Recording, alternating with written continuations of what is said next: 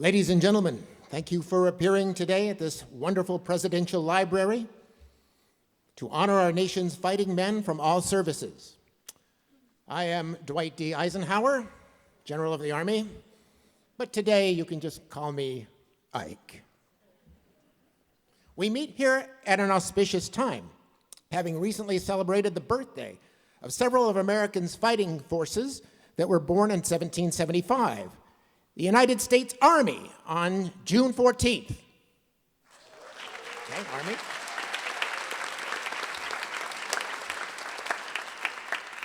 The United States Navy on October 13th.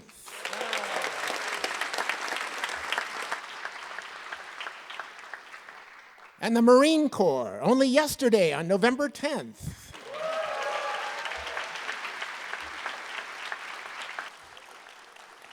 We're going to have something very special for the Marine Corps in just a few minutes here. To those honored services, we can add the United States Coast Guard, born on August 4th, 1790.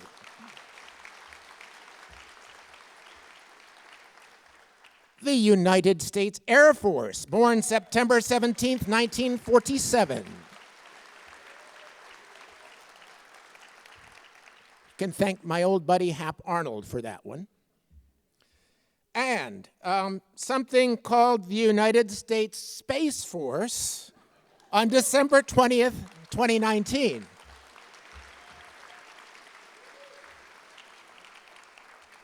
I know a few things about space. I actually started NASA when I was president. So, in my career as a soldier, and later as President of the United States, I had the honor of giving two brief speeches, and I do mean brief, that I believe encapsulate the enormous debt we owe our veterans.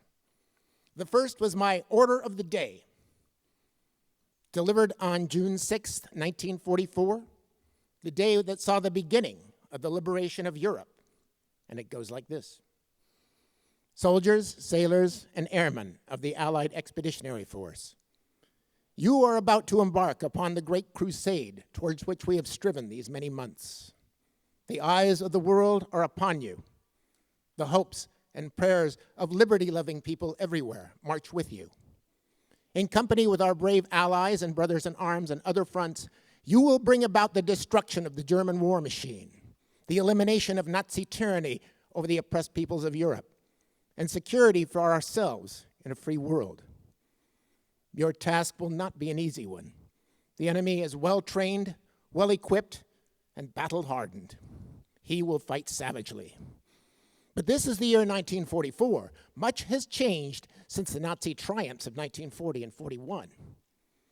The United Nations have inflicted upon the Germans great defeats in open battle, man to man. Our air offensive has seriously restricted his strength in the air and diminished his ability to fight war on the ground. Our home fronts have delivered an overwhelming superiority in the materials and munitions of war and given us great reserves of trained fighting men. The tide has turned. The free men of the world are marching on to victory. I have every belief in your courage, your skill in battle, and your devotion to duty. We will accept nothing less than full victory. Good luck, and may we all pray the blessings of Almighty God upon this great and noble undertaking. Now,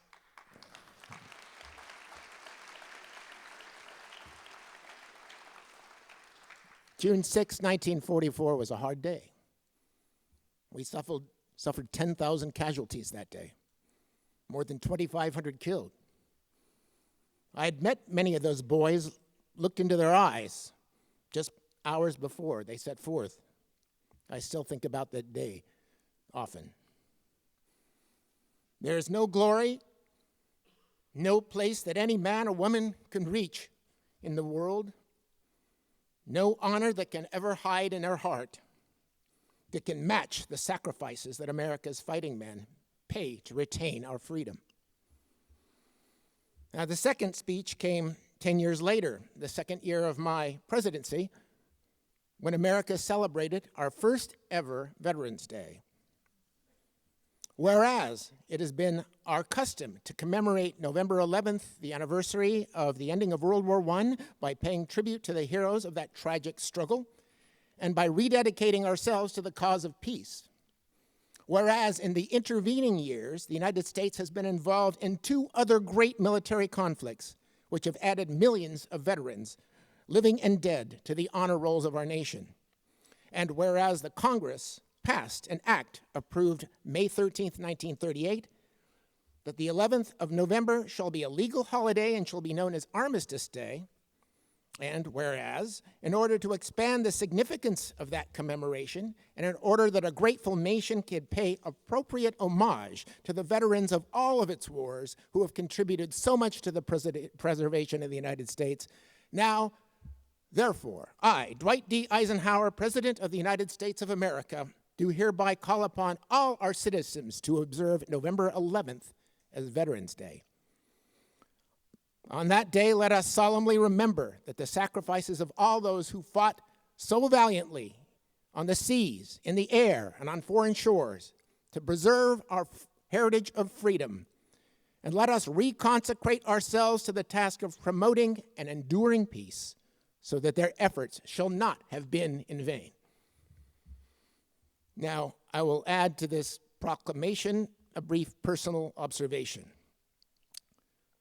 While I was deeply honored to serve as your president for 8 years, and there can be no greater honor than that, it is my 47 years as a soldier in our nation's service that I remember most fondly.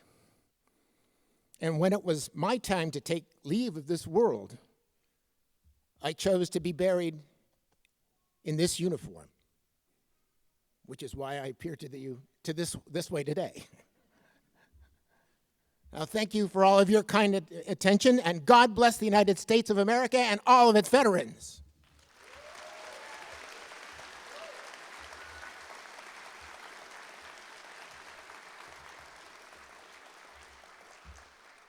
Now, I promised you a special treat for the Marine Corps, and that's what we're going to do.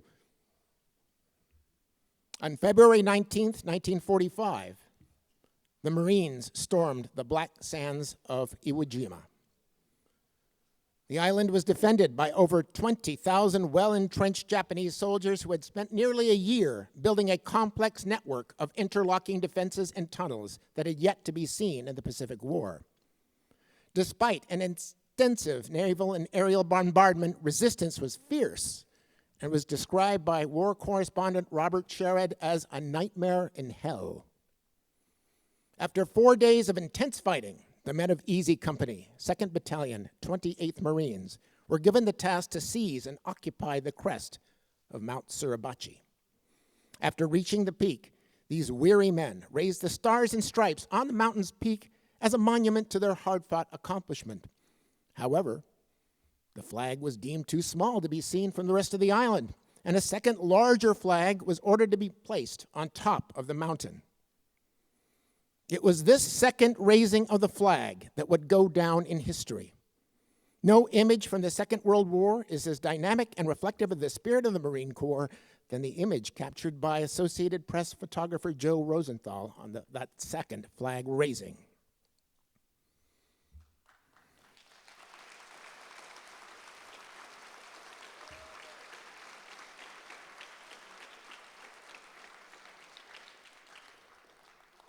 The men seen in this legendary image: Corporal Harlan Block, PFC Harold Keller, PFC Franklin Sousley, Sergeant Michael Strank, PFC Harold Schultz, and PFC Ira Hayes would quickly be featured on every major newspaper's front page and inspire a war-weary nation. Now, within a few weeks of the photograph being taken, 3 of the men seen there, Block, Sousley, and Strank, would be among the 6,821 Americans to have paid the ultimate price on that small island in the Pacific. Their legacy and sacrifice is honored here today. We leave you now with the words of President Harry Truman as he addressed the nation on July 4th, 1945. Here at home, let us honor our nation's creed of liberty and the men and women of our armed forces who are carrying this creed with them throughout the world. Let's hear it for the men of the Iwo Jima Project.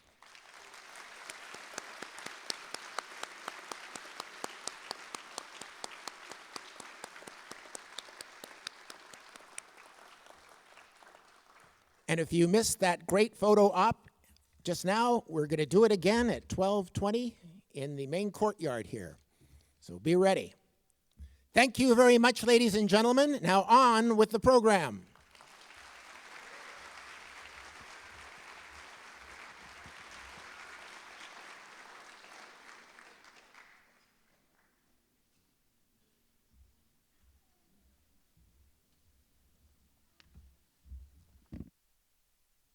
Good morning, everyone. Thank you for coming. My name is Melissa Giller. I have the honor of being the Chief Marketing Officer here for the Ronald Reagan Presidential Foundation and Institute. Thank you for joining us today.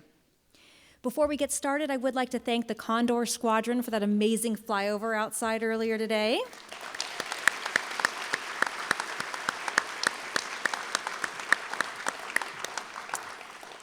Please also join me in thanking Royal High School's Wind Ensemble, the Santa Susana High School Abbey Road a cappella group, and the Iwo Jima flag-raising recreation by members of the Historical Unit of Southern California for such a great beginning to today's program.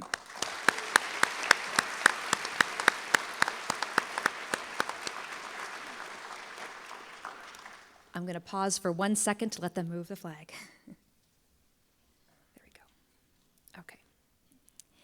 If you would, and if you're able, I'm going to ask you now to please stand for the Pledge of Allegiance, our national anthem, and the Ronald Reagan Marine Corps League Detachment 597, who will now parade the colors. March on the colors.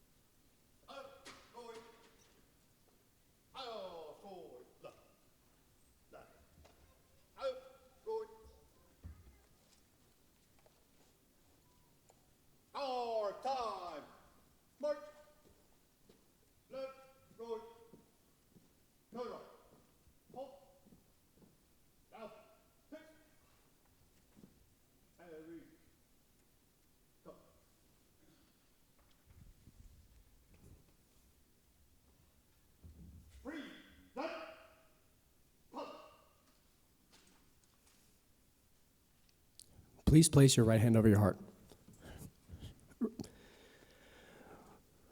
Ready? Begin. I pledge allegiance to the flag of the United States of America and to the republic for which it stands, one nation, under God, indivisible, with liberty and justice for all.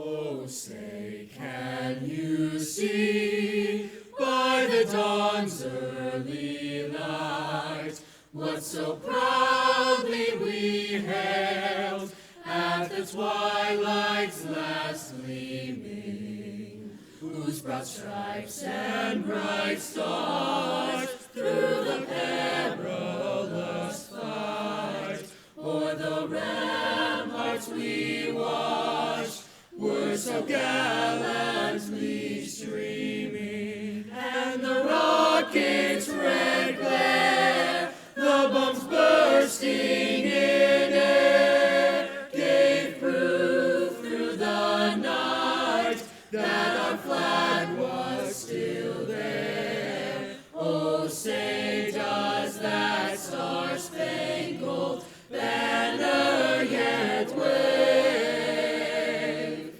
o'er the land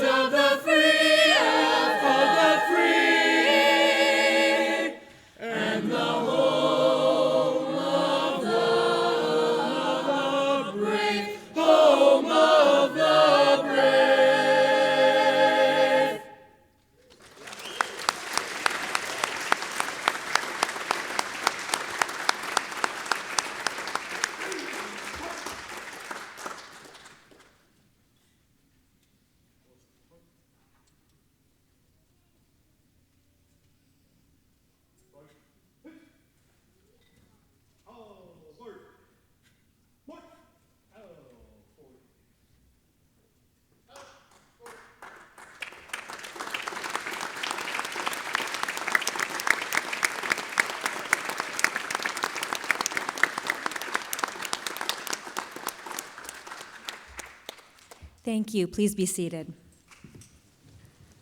So there are a few special guests with us today who have helped make our Veterans Day ceremony here at the Reagan Library possible. Again, a very special thank you to Lisa Pate and Bevan Abbey for providing today's terrific musical performances.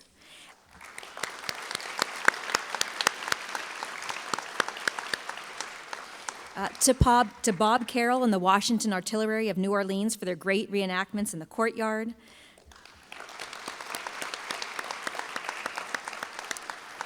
A special thank you to Projects Piece by Piece, who will be playing in the courtyard later this afternoon.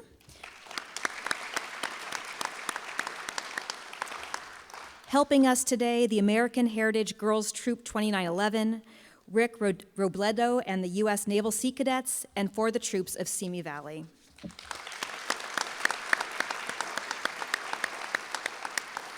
Also, a very special, profound thank you for the team from Brothers After War, who are conducting a powerful, evidence-based program this afternoon designed to support veterans and their families as they navigate the challenges of transition and healing from the inevitable wounds of war. Let's give them applause. And then just a few people to recognize from the city of Simi Valley. We have Councilmember Rocky Rhodes. From Naval Base Ventura County, Stanford Parks, Navy Wounded Warrior Coordinator. And with him here today, Wounded Warrior Petty Officer 3rd Class Brianne Oliver. Thank you for coming. Of course, Reagan Foundation and President CEO David Trulio here with his family. And of course, most importantly, a special thank you to all of the veterans here in our audience today. We thank you for your honor, for your bravery, and for your dedication to its country and its freedom. Will you all please stand so we can give you a round of applause?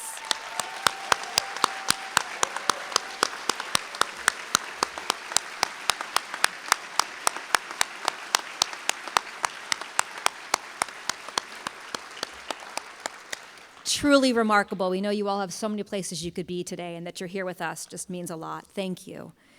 So in honor of Veterans Day in 1986, President Reagan said the following, quote, "On Veterans Day, we take respite from the ordinary business of daily life to pay honor to those who have served in the armed forces throughout our nation's history. It is right that we should meditate upon the principles for which so many Americans have fought: peace, freedom, and the sacred dignity of all men, principles that still give hope to the nation. But let us above all consider the veterans themselves, the millions of men and women who have given of themselves, even of their lives, and they have prevailed so that today the United States of America is the greatest nation on earth."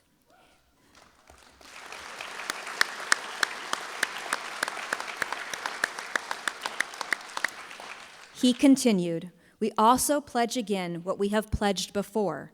We will write no final chapters. We will close no books until we have a fullest possible accounting of all of those missing in action and repatriation of the remains of those who died serving our nation. In our hearts, we will hold these men, husbands, fathers, sons, brothers, and sweethearts, and we will never forget. America will not leave its men on the battlefield. Our veterans, then, are the heroes among us. On this Veterans Day, let us pay them tribute, and let us resolve to live up to their example. In honor of these men and of these women, those who are currently fighting, those who are missing, those who have perished, and those who are veterans, may I please ask for a moment of silence.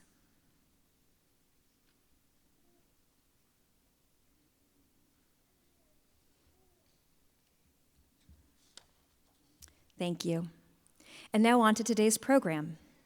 So to introduce today's keynote speaker, I need to set the context for how we came to be here today. So in October of 2024, I received an autographed copy of his book, Canyon of Hope, in the mail. It's such an important story, one that took extreme courage to share. As you'll hear shortly, at the young age of 37, Eric had been to war, survived multiple explosions, lost children and countless friends, and was on the verge of losing his marriage. Seating at his kitchen table, Eric began to squeeze the trigger. Thankfully, it refused to move.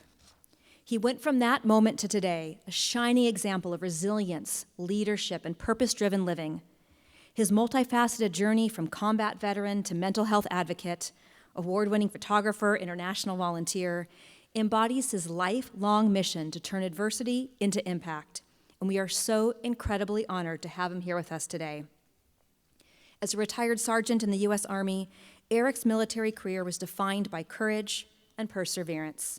He was awarded the Purple Heart, 2 Army Commendation Medals, the Operation Iraqi Freedom Campaign Medal with Star, and the Combat Infantry Badge. Ladies and gentlemen, it is my distinct honor to introduce you all to Eric Danoho.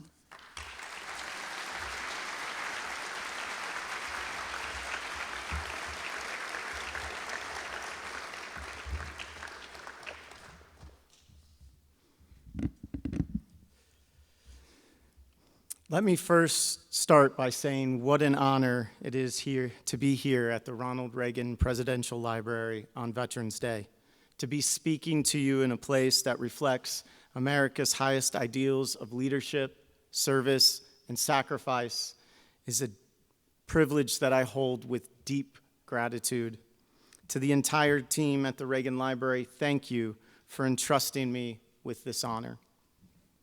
I'd also like to thank my family for all their love and support throughout the years, who from the looks of it might make up half the audience here today, which means while the rest of you, I hope, are eagerly listening, they will be judging every word. So that means this year at Thanksgiving, it might go a little awkward if today is a bit of a rough speech. November 11th. The 11th hour of the 11th day of the 11th month. It was on that day in 1918 that the guns of World War I, the war they called the war to end all wars, fell silent. The nations signed an armistice, a truce to end the fighting. A year later, Americans began to mark that moment as Armistice Day. In 1938, it became a national holiday. In 1954, after World War II and Korea, it was renamed Veterans Day, honoring not just those who fought in one war, but every brother and sister who has ever raised their right hand to defend this great nation of ours. That's the history. That's the textbook definition of Veterans Day. But for me, Veterans Day isn't about free meals or discounts. It isn't about standing when my branch of service is called at a parade or a presentation.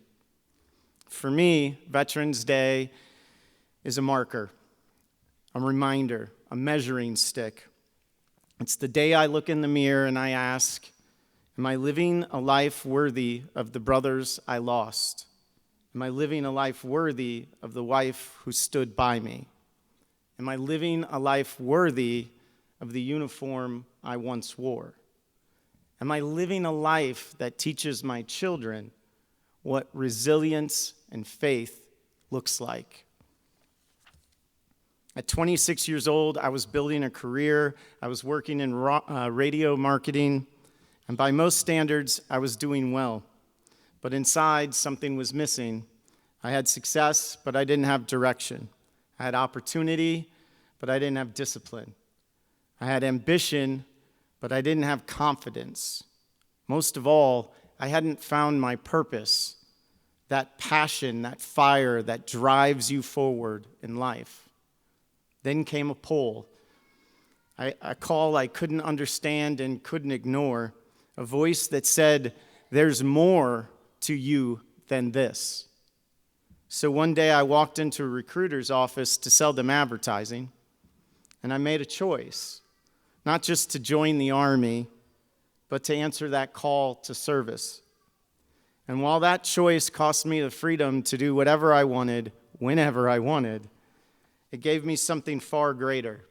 It gave me discipline, confidence, brotherhood, and a chance to grow through discomfort. It gave me a life I could have never imagined when I was younger. And that's why when people thank me for my service, there's usually an awkward and uncomfortable moment of silence followed up by me saying, no, thank you for the opportunity to serve. because without the privilege of serving, I wouldn't have the blessings and lessons that mean so much to me today. One of those blessings is a flight to Alaska. And sitting right next to me on that flight was Jen. She would become my best friend, the love of my life, the mother of my children, the angel God sent me because he knew the valleys ahead and the strength I'd need by my side. Without my service, I don't meet Jen, who for more than 20 years, through every joy and every trial, has walked faithfully by my side.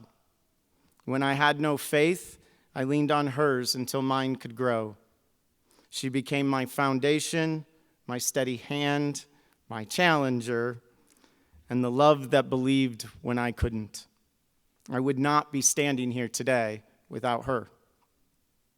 If it weren't for my service, I wouldn't have landed in Alaska at Fort Richardson.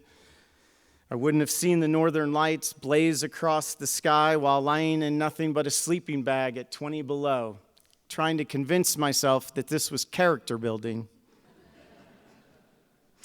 I wouldn't know what it feels like to snowshoe for miles through the mountains until my face froze so solid I looked like an extra in a bad winter survival movie. I wouldn't have jumped out of a perfectly good airplane into the Arctic night only to discover that the frozen air at 1,200 feet will slap the confidence right out of you. But if it weren't for my service, I wouldn't know how those miserable, frozen moments taught me to laugh, to endure, and to trust that sometimes the coldest, darkest nights reveal the brightest skies. If it weren't for my service, I wouldn't know what it was like to be blown up by roadside bombs. Not one, not two, but three. Each one a reminder of how fragile life is and how resilient the human body can be. I wouldn't know what it feels like to sit down to eat only to be rocked by a Katyusha rocket attack, turning a quiet moment into chaos, to rush towards the smoke, looking for the wounded when everything inside you wants to run in the opposite direction. I wouldn't know what it feels like to say goodbye to brothers who didn't make it home, or the ones who did, but for whom the war never left. To stand in silence, staring at a pair of boots, helmet, rifle, making a promise that their lives won't be forgotten. I wouldn't know what it feels like to be told my days as an airborne infantryman are over, to sit with doctors' words, to feel the anger and grief of having to leave a profession I had come to love, all while hiding it behind a smile. But if it weren't for my service, I also wouldn't have learned that even hidden pain can become holy ground. I wouldn't know the grit it takes to push through when everything around you falls apart. I wouldn't know how far the human body can be pushed and how much further the mind can take it. I wouldn't know that growth only comes from walking through the fire and refusing to quit. If it weren't for my service, I wouldn't have been medically retired, and I wouldn't have had the unexpected privilege of becoming a stay-at-home dad. And let me tell you, that transition was humbling. One day I was a sergeant in a scout sniper platoon. The next day I'm on a recon mission through the aisles of Target armed with a diaper bag. If it weren't for my service, I wouldn't know the fear of a toddler meltdown in the cereal aisle or the chaos of negotiating with a three-year-old like it's a hostage situation, or the pain of realizing nothing in the Army prepared me for the sound of Happy Song on repeat. But if it weren't for my service, I wouldn't have had the blessing of being home, to be more than a soldier, to be a father. And I wouldn't have seen how God used those years to grow my faith, my patience, and most importantly, my love. Even with the gift of being home, being home with my kids, the weight of war seeped through the cracks of my foundation. From the moment I returned home, I did the work. I went to counseling. I sat in group sessions. I did everything they said would help me heal from PTSD, but nothing worked. The nightmares didn't stop. The guilt didn't fade. And every failure to get better made me feel like I was the failure. That lie carried me to my kitchen table one cold December day, convinced that life was no longer worth living. The same man who had fought in combat was ready to give up in his own home. But God provided me a grace and love I didn't deserve.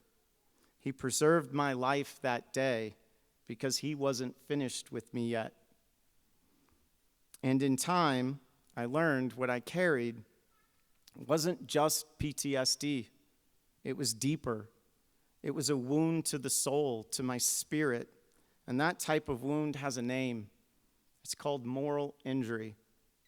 And the only way through moral injury isn't more PTSD treatment. It's faith. It's service.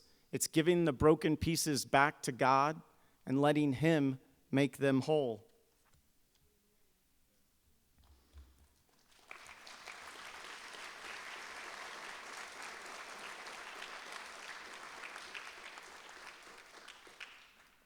If it weren't for my service, I wouldn't know the heartbreak of saying goodbye to one of my very best friends, a brother, a man who had saved my life at war and at home. And yet, I couldn't save him, a weight I still carry today.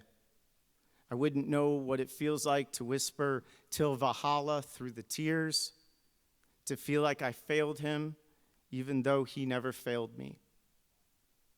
If it weren't for my service, I wouldn't have known the pain of losing Brent, but I wouldn't have discovered the sacred responsibility of living a life that honors him, carrying his memory forward with every step I take and every story I tell.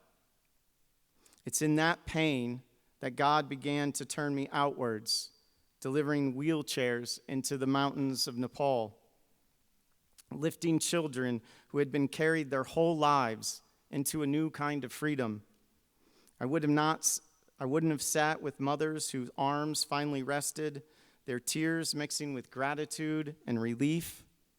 If it were not for my service, I would not have walked the halls of Capitol Hill, helping shape laws, securing care, and creating lifelines for veterans and their families.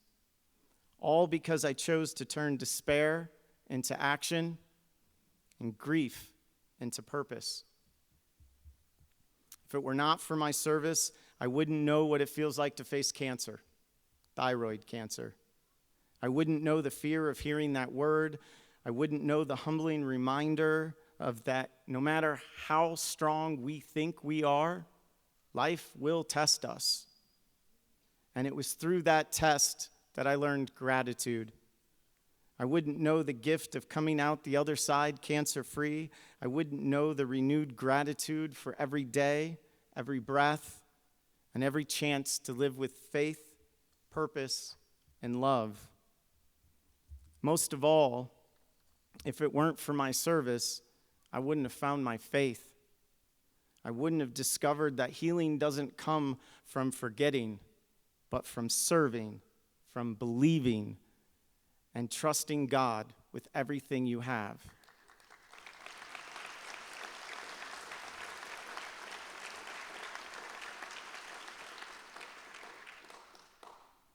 So yes, my service gave me scars, but my service gave me my life, which is why when people say to me, "Thank you for your service," I look at them and I say, "No, thank you.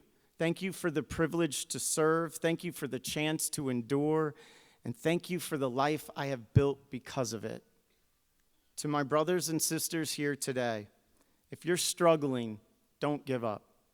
If you've been told you have PTSD and nothing helps, maybe it's not PTSD. Maybe it's moral injury. And the only treatment for moral injury is faith and service.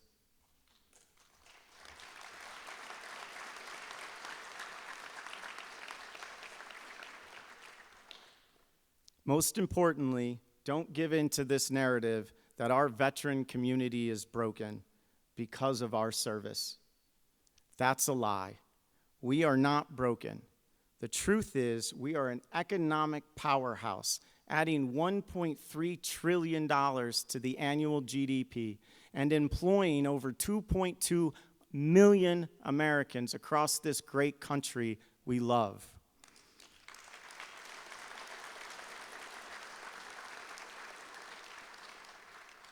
So it's time that we stop asking what the world can do for us and we start asking what we can still do for the world.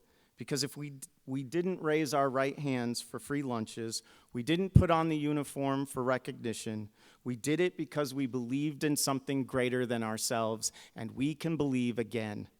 We can serve again in our homes, in our communities, and in our cities or states. In closing, without my service, there is no book, there is no family, there is no faith. Without my service, there is no me. So don't thank me. Let me thank you. Thank you for letting me serve. Thank you for giving me this life. Thank you for reminding me that through faith, service, and sacrifice, anything is possible. And because of that, I love my God and my life. And I will keep walking through all the highs and lows of this life with gratitude because I know God is walking right next to me as he is with all of you.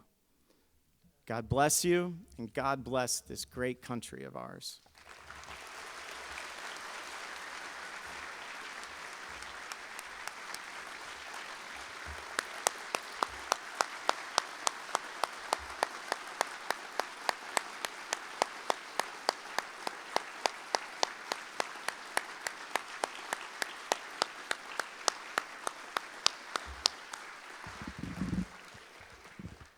If I could just add, Eric, because of your service, you are here with us today, sharing that very important message. And whether you want to hear it or not, thank you for your service.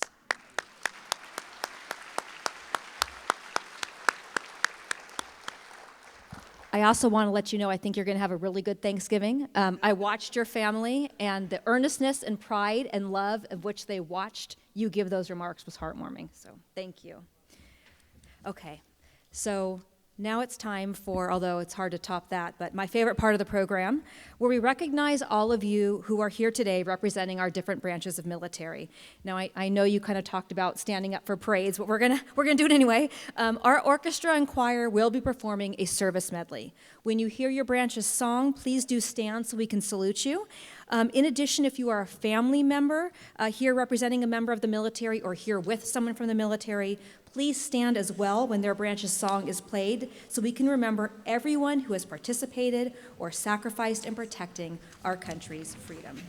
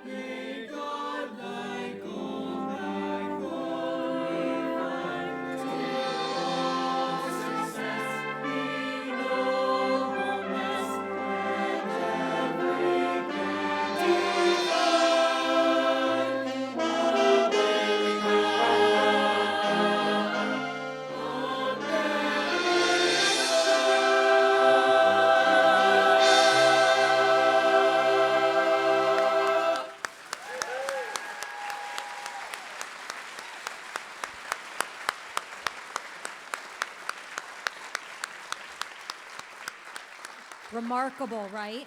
Hearing that gives me such hope for our future. Thank you for that beautiful contribution to today's program. Can we give them all another round of applause?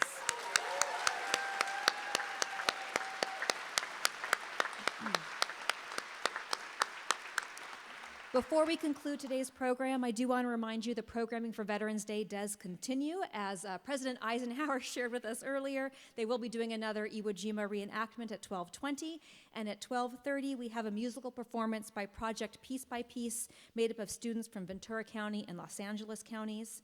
Directly at the end of this program, which is just about 2 minutes from now, we're going to remove this podium, and Eric's going to sit on stage, meet all of you, and sign copies of his book. If you haven't yet purchased a copy, you can buy it right there in that lobby behind you. I highly recommend it. Thank you to all of you for being here with us today. We will conclude today's program with the playing of God Bless America. God bless all of you, and happy Veterans Day.